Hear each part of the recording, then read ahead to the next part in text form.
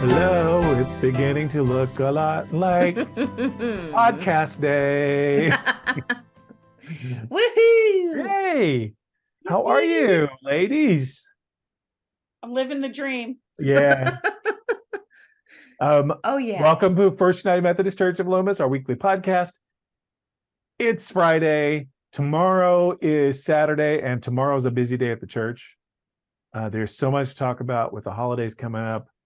I don't even know where to start this week, except that last week we started a new series and it was a long service. I'm not going to lie. We went like an hour and 10 minutes, which is long for Methodist. But we had communion. We had the extra reading. Plus there was the, after the service, there was the Labyrinth dedication that I couldn't stay for because we were running so late. I had to get going. Yeah. Just a lot happening. I liked the series last week. Yeah, I thought it was good. I was going to say the Labyrinth dedication was beautiful. Alice did a really good job putting it together. Yep. And, her friend spoke about the meaning of labyrinths, and Dave Tooker, who did a lot of the work, spoke and talked about the history of why they wanted the labyrinth. It was good. There's actually somebody posted on Facebook a link to video they took of the dedication. Bill Bowen did a great job.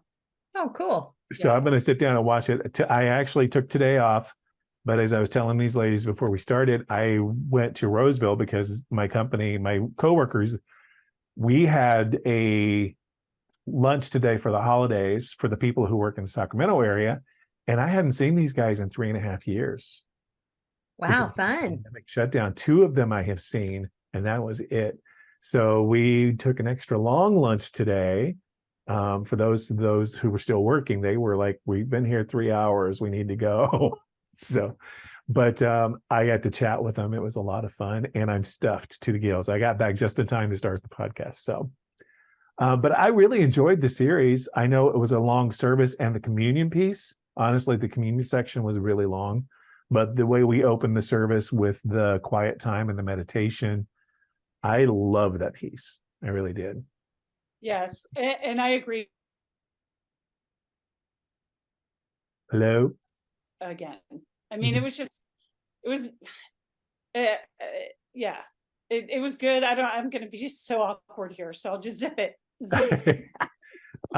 You guys froze for a second, and I just got a note saying my internet was unstable. So for a second, I thought it was calling me unstable. I'm unstable. Yeah. I had a 3.5 hour meeting the other day, and I was like, "Oh God, my crazy! I can't contain it." Like I was terrified that my crazy was just going to pop out at any minute. Yeah. But I enjoyed it. I thought, and the choir did a great job on the anthem last week too. I just have to say, I shall know him when he comes. It was beautiful. Oh, we also had Saturday night. We sang at the Church of Jesus Christ of Latter-day Saints on, I forgot what, Santa Juanita in Folsom. Yeah, that sounds right. And Allison, you were there. I'm glad. Thanks for coming in to support us. We had quite a few people there from the church, which was great. And I thought the choir did an amazing job. I got to sing with them on 2 songs, which was fun. And then I went and played for a holiday dinner at the Roseville United Methodist Church right after. So busy weekend last weekend. So this week we've got the second week. Last week was called Sacred Time. That was the series. The whole series is called Reflecting the Sacred. It's Marcia McPhee series. This week is called Sacred People. And it's going to be a much shorter service this week because we are doing the holiday concert immediately after. So the service portion will be around 35 to 40 minutes. We'll take a quick break, set up for the concert. So people who want to stay for the concert can stay. People who don't, they can take that 10-minute break and leave. We've got some setup to do. We had the piano tuned. The piano is up on the platform this week, so prepare for that.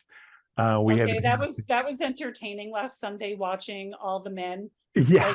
I was like, oh no, someone's going to slip and fall. No, they got that down to a science. I helped them. I was like, oh crap. And it was like nothing. We got it up there. It was fine.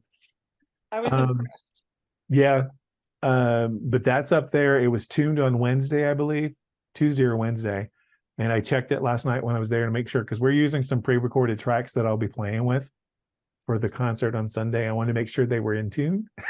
Oh, that could be awkward. Yeah, that could have been awkward. Choir is singing a song called Every Valley this week.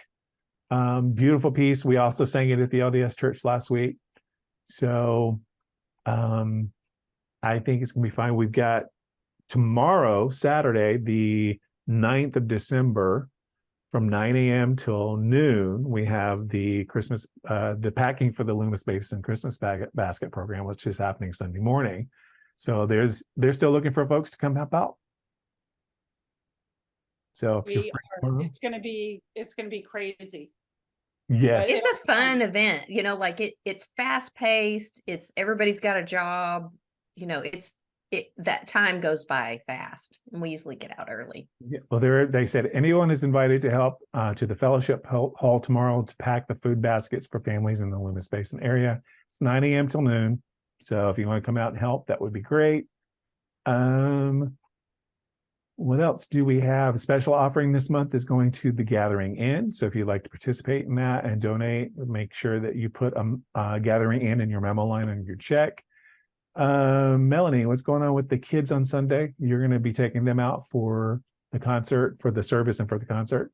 Yeah. So during the service, we'll have our normal godly playtime. And then during the concert piece, so if parents want to just, let their kids go, like normal to godly play, and then they can just stay through the whole concert. And then after we do the godly play story, we'll move into a Christmas craft time, and we'll have snacks and treats and all kinds of stuff. It should be fun. Nice. So, yeah. Oh, we had the bake sale, the Wonder Woman bake sale last Sunday, and I bought 2 plates. I don't think they lasted till Monday. Yeah, no, they didn't get home. They didn't last in your car. Oh, Yeah, I usually eat them in the car on the way home. I ate part of it on the way home. I'm not going to lie. So James had some of it. Although I have to admit, I don't think he had very much of it. So, but it was great stuff. The cookies and oh my goodness. So, and then today I had the big plate of, we went to the Cheesecake Factory for lunch today for the holiday thing for work. And I got a big thing of Cajun pasta. I am just stuffed. And then I got warm apple crisp with dessert. What? That sounds delicious. So I need my nap time. Did you have ice cream on top? I did, but it was on the side. I didn't have it on the top. But it was good. It was really I'm good. hungry now, I man. know. I'm not hungry anymore. I'm stuffed to the I'm dog sitting and she's whining, so I'm gonna have to jump up and let her out. What else we've got going on? So we got the service, we got the concert, Tuesday service. You and Martin have been leading that every Tuesday at noon. I did not get a chance to watch this week because I was in meetings all day on Tuesday. But I did watch the previous week. It was awesome. So you guys are I have a small confession. Okay. About what happened after the Tuesday service. Uh-oh. I'm sorry. Okay, so we had Tuesday, and then we had a 1:00 Advent book study. But after that, Martin and I went back to the sanctuary to clean up the candles from Tuesday and all that. And there had been some concern this year about the wonder workers climbing up on a tall ladder to decorate the tree. And I'm so glad that they're saying, hey, we're not going to do that anymore. And so Martin had this idea that, well, why don't we just decorate the tree? We can crawl on ladders or whatever. And so we did, but we could only find the ladders. I caught you. Say it. Allison busted us because we had like a 6-foot ladder that got us up a certain way. But then we decided that we would take the ornaments and just toss them onto the tree and hope that they land. And many of them did. And some of them didn't.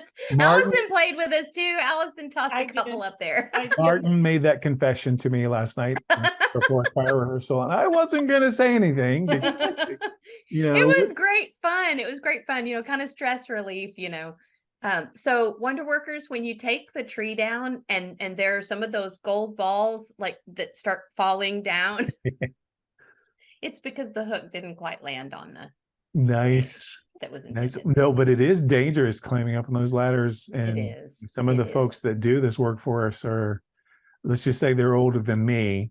And Yeah. be careful Yeah. up on ladders. Well, that led us also to do some research on how we can buy a tree decorator. And so I found some things on Amazon. They're like a long pole with a little Yep. squeezy thing on the end. So, and they're not expensive. We should put in the money Probably. and do that next year. Or we can lay the tree down and decorate it and then stand it up. Yeah. Or hey, we could get one of That's a good those piece it drones. out. Yes. We can get That's a actually a drone. really good idea. Get a drone to fly around the tree. And yeah, drone. there you go. I wonder if we could do that with, is it pre-lit? It's in pieces, right? Yeah. So we could decorate and Allison, you're brilliant. Who knew? Here, Was there a class at your PhD. seminary on that or what? How did you think of that? Those are PhDs in Christmas decorations. Right, Jeannie. right. Say hi, Hi, to Jeannie, Jeannie. Hi, everybody. Jeannie. Pretty Okay. girl. I know. Okay. She's cute. So we have the Labyrinth dedication next week on the 15th, which is a week from today. They have the first guided walk, right, at 10:30 a.m. Roseville United Methodist Church is having a longest night service for the weary. It's AKA Blue Christmas at 6:30 p.m. that Thursday night. What date is that? Thursday to the 21st. Nice. Oh, right, because it's solstice. Yes. I have done a couple of things for the Roseville Church recently. Wonderful people over there. Mhm. And they shared information about our service this week in the concert on their Facebook page this week. Yes, and we added that service to help them out too, because I know there are people who are struggling Yes. with Christmas. And yeah, I really like those folks over there. They're really nice people. Christmas Eve, which is what, 2 weeks from this Sunday? Dear Lord, have mercy. No, are you Behind kidding me? I have not finished shopping for Oh. Christmas yet. I'm not ready for this. Oh, me either. But we are having 3 services that day. We have the 9:30 a.m. worship service. That's probably going to be a fairly scaled down service because the choir will not be singing that morning. The band will not be playing that morning. It's going to be the three of us and Martin. And I think that's about it. We have the 5 p.m. service for the family contemporary service, and we have the 7 p.m. candlelight service. So it's going to be a lot going on that day. Yeah, so it's going to be what it's going to be. We're going to be doing the series for the 7 o'clock service, the Marcia McPhee series, because that's got the candlelight piece built into it with us singing Silent Night. And then, of course, Christmas Day is here on the 25th, and we're going to have the pre-recorded message from Dr. Carmichael Peters, which I cannot wait to see. And then I think we were going to be doing something else as a part of that. Martin was talking about something for that. I know Damien's going to record something. That was who it was. Damien was going to record something to go along with that, so we'll add that. So, and I was thinking after the message, I've got some stuff that we've used, Christmas music. The year we were in pandemic, we were going to add. So yeah, do it. So what else? What else? What else? I want to plug the 5 o'clock Christmas Eve service because I'm so thrilled. We have so many young people involved in that service. We have Ella Winston, who's going to sing, and AJ Welker. And we have kiddos reading, and the Bernino sisters are making a big comeback in a funny skit. Yeah.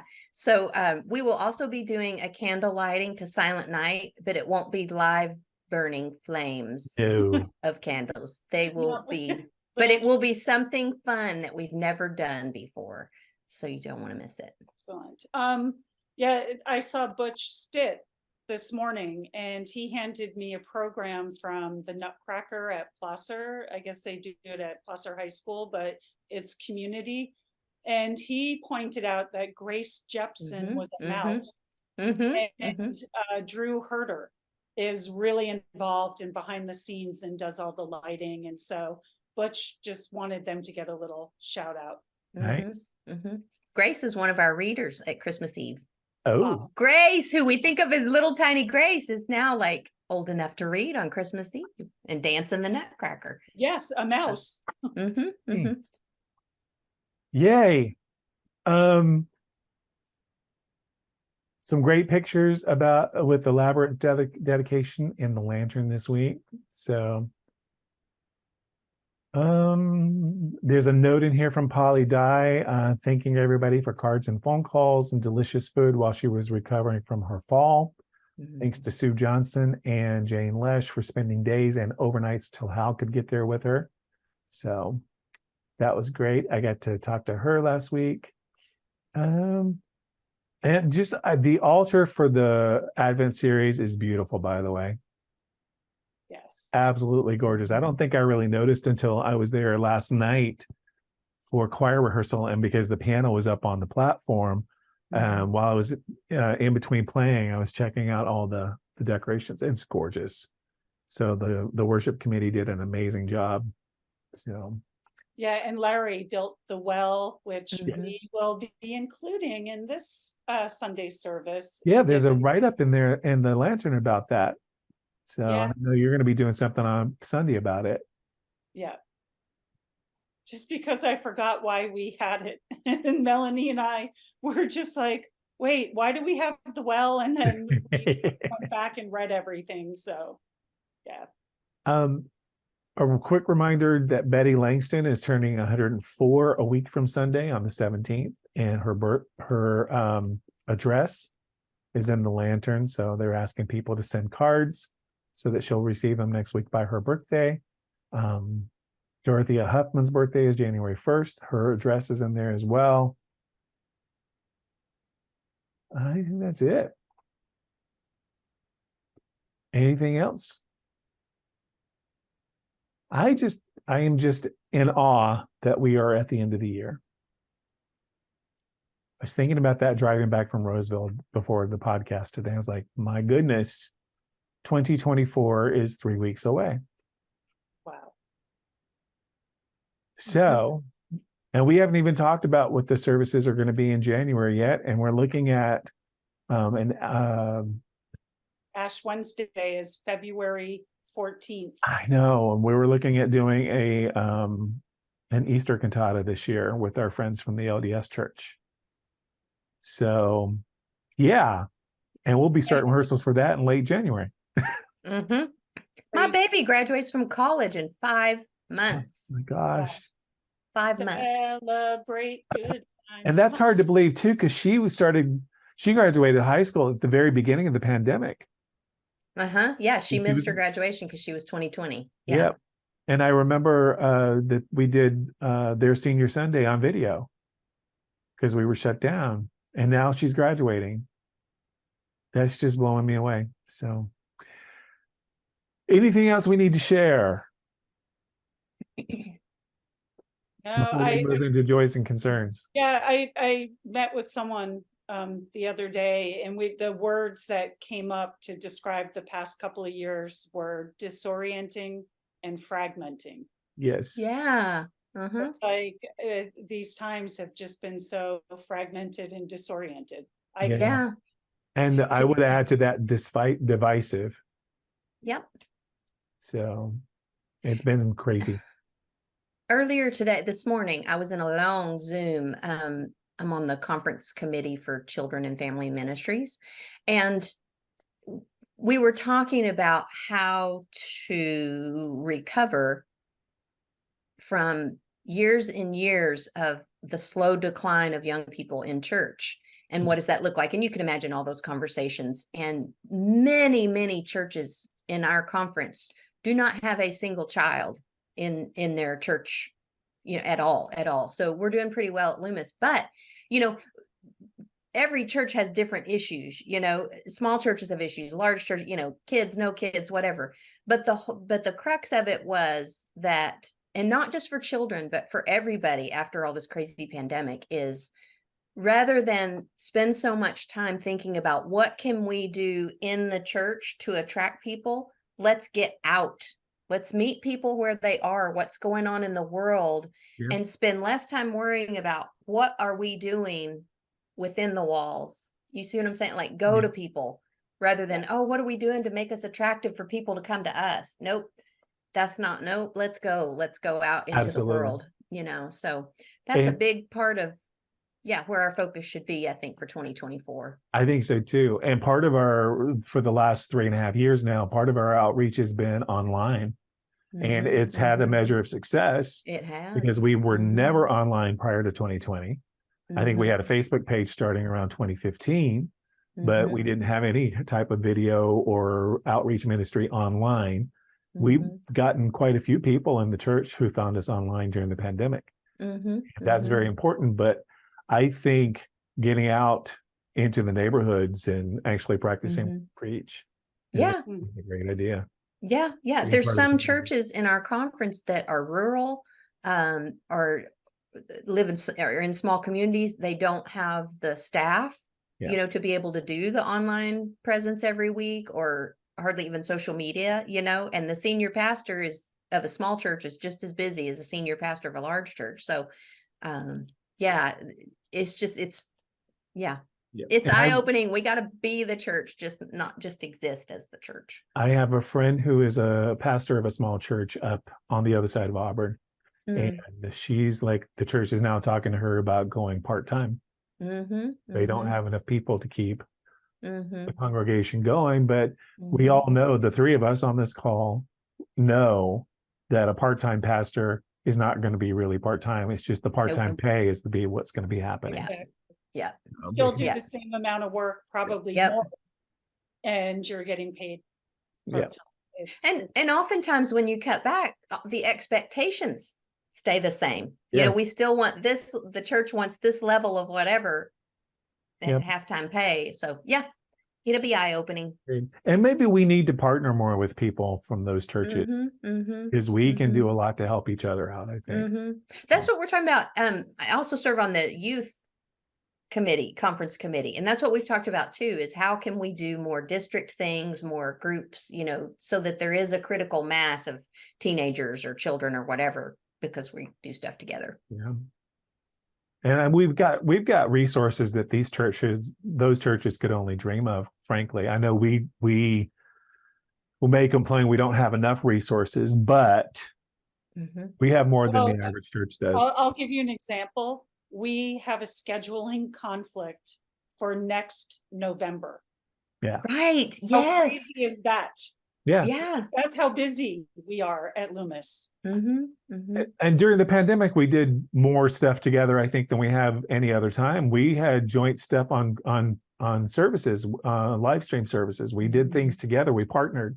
We need to be doing that more often, I think.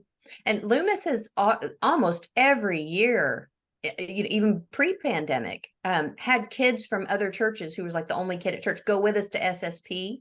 Well, then of course those kids bond. Well, now those kids are our kids. They come to our youth. They still worship with their family at their other church, but they consider themselves part of our youth group and do youth activities and stuff. So, and we were, I was talking to Pastor Angel over at the Roseville Church last Saturday night while I was there, and I used to go by that church all the time. I lived right across.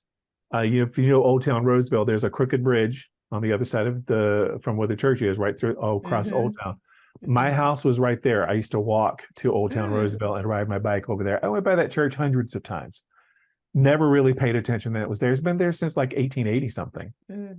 So, and I met some wonderful people in there. They were just the kindest, sweetest people. So I really enjoyed working with them. I would love to do more stuff and partner with them. Next year, Angel and I were talking about partnering for a series. Oh, good. We were going to do it this Advent, but we had already chosen the Marcia McPhee series. So I think that'll be great. But we should pull Dave into that as well in Newcastle. Oh, that's right. Pull Dave in, and maybe for Lent. We could talk about it circuit on Wednesday. They were just the sweetest people. I just enjoyed meeting them.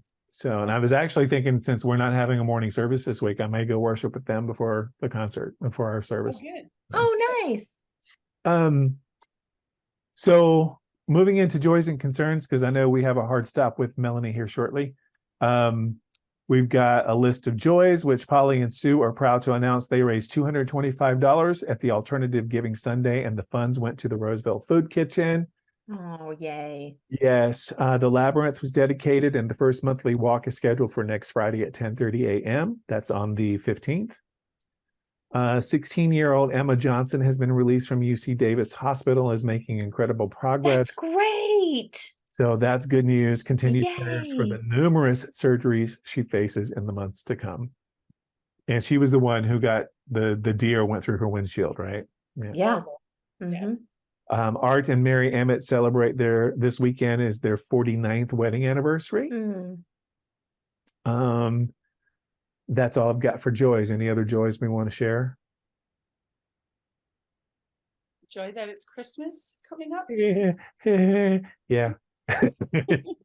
Y'all, real quick, I left Michael's today. I had to get some more craft supplies for Sunday. Oh, no. And I saw one of the employees taking his break like outside the front of Michael's behind a Sniffing glue? column, like a brick column. And Was he he was just sniffing sitting glue? there like this, eating a bag of Doritos. And I thought, it's not just church folk, y'all. No, It's it's not. everybody. I was at Roseville Galleria for lunch today, and that place was packed. I was like, wow. And Cheesecake Factory was packed too. We got there at 11. We had reservations because we had a large group. I think we had like 18 people, but they were lined out outside the door to get in.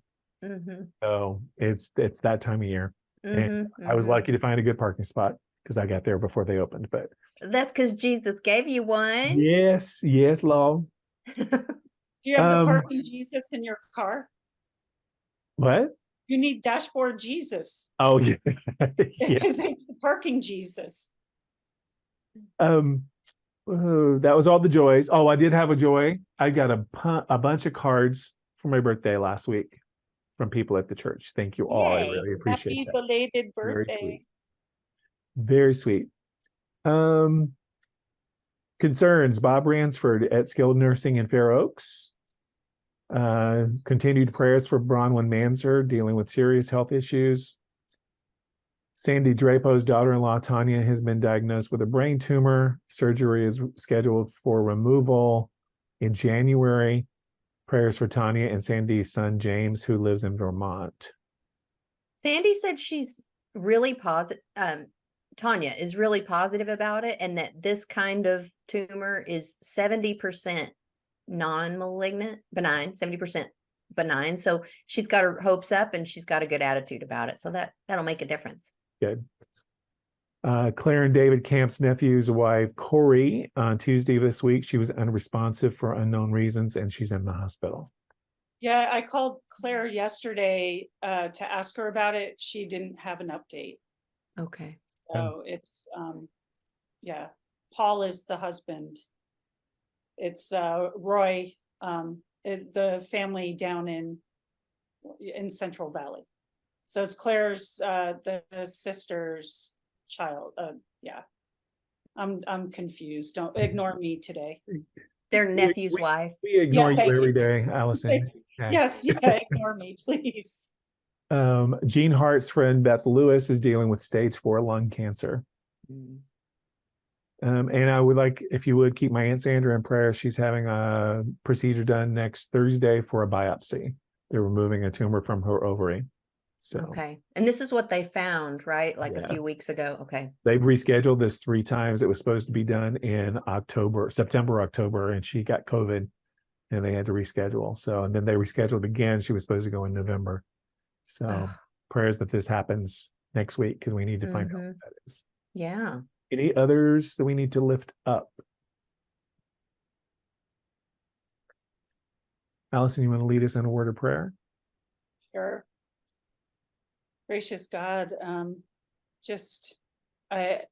know there's so much going on in this crazy world and these busy times, but I just hope we can take a few moments to pause and in the midst of all of this, not only reflect on what blessings we have, but also think about how we can serve because there are a lot of folks that are in need, and there's a lot of hurt and brokenness out there. So we humbly ask, O Lord, that you help us to be more mindful of those needs, to be kind in those we encounter, especially service people and first responders and all those folks that are, church folks who are extremely busy this time of year.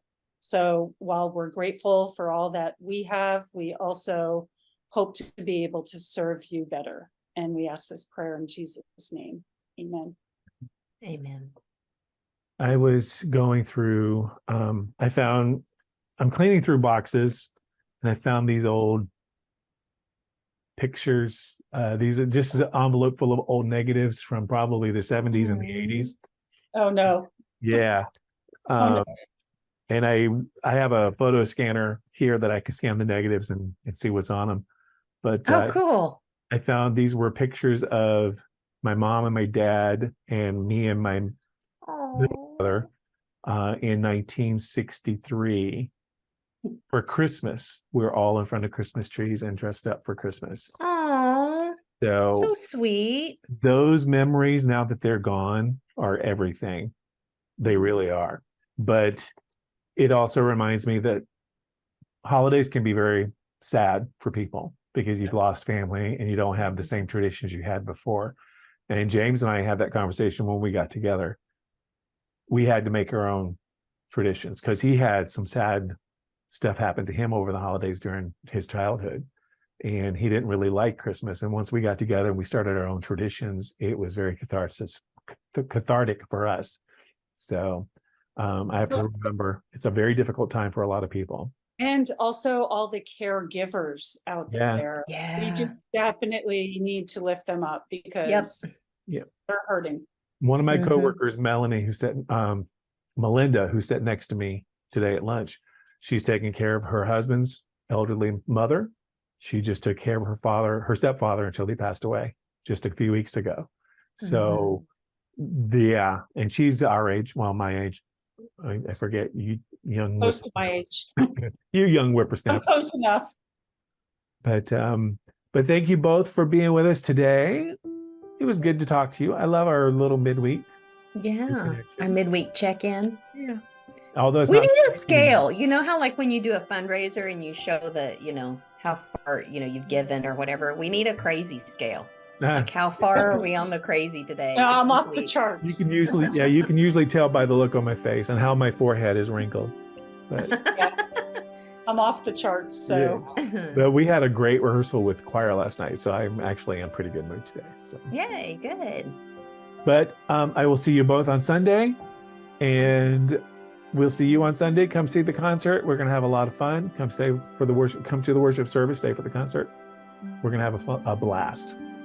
We're gonna have a really good time. You both are gonna love Rachel. So, good. Talk to you later. Okay, bye.